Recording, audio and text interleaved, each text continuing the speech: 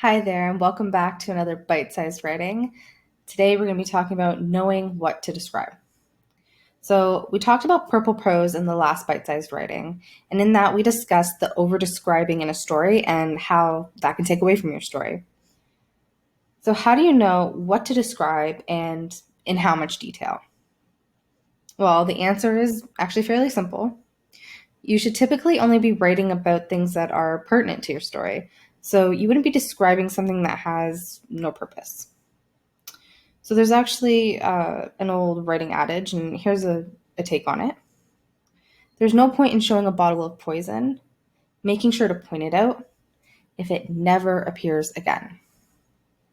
So just like you wouldn't introduce a character and name them just to have them say hi and then vanish, and nothing ever again. They never appear in the story again.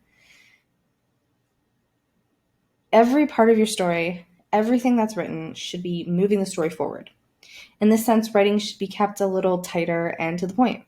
You don't want to lose or confuse your readers. So if you have, say a character that you've introduced, their brain automatically, your reader's brain will automatically hold on to that and think, okay, this character has a name. They're going to be important. They're going to show up later in the story. I need to hold on to this information. I need to know it. And if they never show up again, well, that's confusing. So what about things like the weather? Well, if it matters to your story, describe it. Weather is often used as a tool to set mood.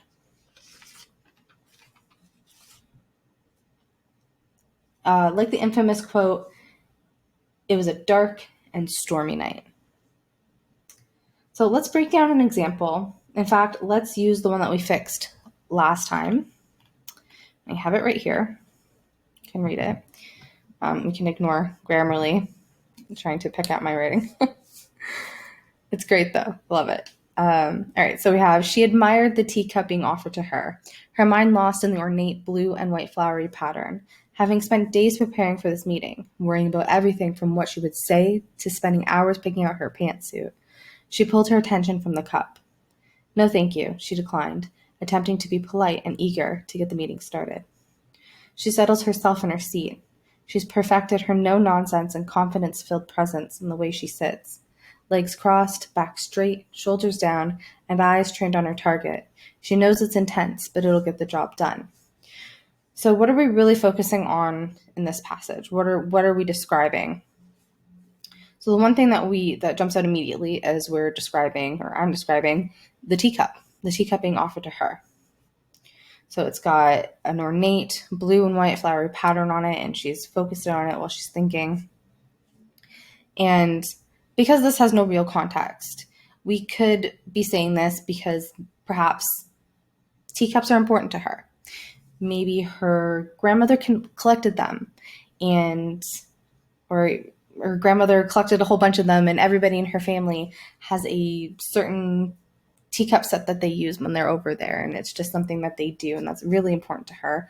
And in this moment, that's very important to her, clearly. She spent so much time preparing for it. Maybe that reminds her of her grandmother. And that could be something that we could add in here. So there could be something added in somewhere right here, talking about why. Why is she focused on that? Why is that important to her? Or maybe it was something that was mentioned previously in the story, and that's why we're mentioning it now. Or perhaps that teacup had poison in it.